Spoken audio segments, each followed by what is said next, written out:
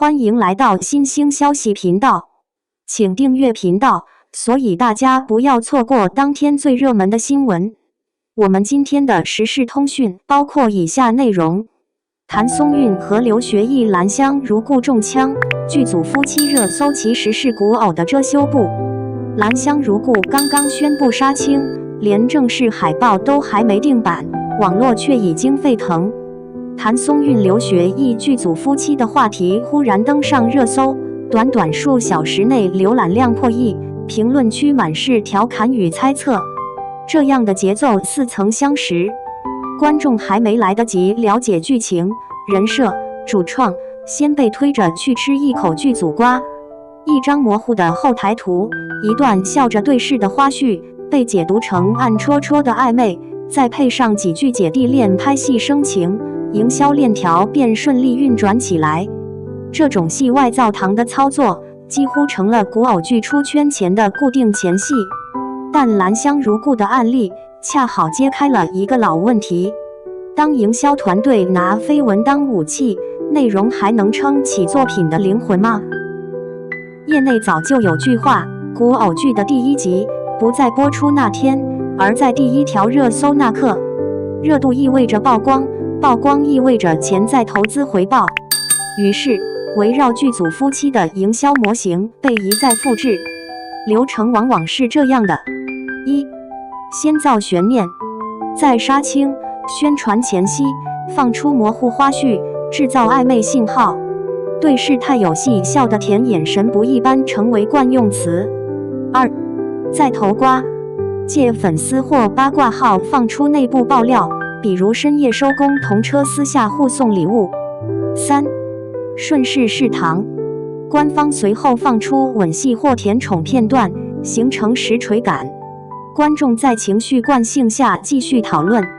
四、延长热度，几天后团队借采访、花絮、路透等二次投放，让话题循环回流。这套流程精准高效，甚至被业内称为舆论流水线。一旦流量见顶，公关方再以辟谣澄清收尾，热度再起。有人形容一条绯闻能养活一部剧的热度周期，但问题是当话题成为主角，剧本成了陪衬。剧组夫妻的设定本质是一场情绪投喂，它利用观众的情感代入，让人相信戏里的情缘能延伸到现实。可这种虚假亲密，其实是在用演员的人设掩盖剧本的空洞。古偶剧的核心竞争力本应在于故事和人物，但当内容乏力、结构老套时，团队便转向最容易制造波澜的东西——人际暧昧。观众也被反复驯化，似乎只有当演员被传恋情，剧才值得一看；只有当两人被称为 CP， 才说明戏拍得有化学反应。于是，真诚的合作被误解成暧昧，职业的互动被包装成情侣感，甜宠成了甜片。剧外戏越演越真，剧本反倒越发寡淡。在社交媒体主导的时代，算法几乎决定了作品的传播方向。热搜是注意力的货币，一条话题的热度往往能决定品牌投放、媒体资源乃至剧方续作的命运。因此，不管是剧组、演员经纪团队还是营销公司，都在竞相制造可传播的情绪点。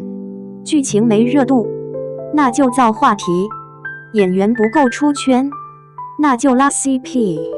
连普通工作照都能被包装成对视含情，只要能被算法推上首页，就值回票价。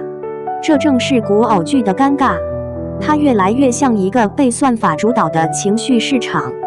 观众看的是情绪的波动，不再关心剧的逻辑；资本算的是点击曲线，不再在意人物成长。当流量算法代替了剧本逻辑，内容便被传播绑架。而这正是兰香如故被提前卷入热搜的真实语境。谭松韵与刘学义，一个是口碑稳定的巨抛脸，一个是古装领域的温润型男。两人本有实力，也有各自的受众，但在流量时代，他们很难逃脱被 CP 化的命运。对演员而言，这是一场两难。拒绝配合，会被说没有化学反应；顺势回应，又容易被误读为默认关系。曾有演员在采访中坦言，有时候真的希望观众只看角色，不看人。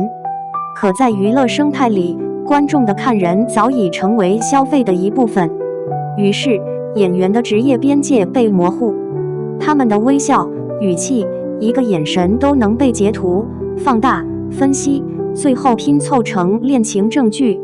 剧组夫妻的热搜其实是对演员职业性的消解，它让一场表演变成八卦，让创作失去了被认真对待的空间。值得庆幸的是，观众并非永远盲目。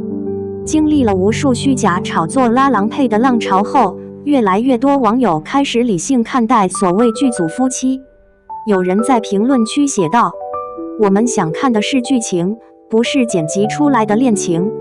甜也要有逻辑，别拿八卦糊剧情。”双引号。这种声音的增多是市场成熟的信号。当受众逐渐能区分剧情糖与营销糖，古偶剧如果还沉迷于热搜及热度，就会被反噬。在信息爆炸的年代，观众的注意力更短暂，也更挑剔。那些靠绯闻起势的剧，往往在开播1周后迅速坍塌，因为空洞的情感营销无法支撑长线口碑。剧组夫妻的噪音不仅让观众疲惫，也让真正有内容的作品被掩盖。在过去几年，古偶赛道其实并不缺好剧，《长相思》《苍兰诀》《莲花楼》都证明，只要故事扎实，人物立得住，即便没有绯闻，也能出圈。但资本往往选择最保险的打法，造人设、造 CP、造话题，因为这种方式短平快，风险小，见效快。问题在于，这种短期行为正在侵蚀整个行业的信任。观众不再相信宣传语，不再期待定档海报，甚至对杀青热搜都抱以怀疑。久而久之，连真正用心拍戏的剧组也被波及。大家陷入一种谁都不信，但谁都在演的循环。2025年的影视市场监管趋严已是趋势，无论是平台算法透明化，还是艺人营销规范，都在逐步推进。在这样的环境下，依靠话题带热度的老套路很可能难以为继，这反而是一次重塑的契机。当剧方重新把焦点放回剧本，当演员被允许回归角色，当观众重新相信内容，古偶剧的生态才可能真正健康。以兰香如故为例，桐华的故事有厚度，角色有层次，情感线也不止甜宠那一位。如果剧组能在剧情节奏、人物关系上下足功夫，完全可以凭质量出圈。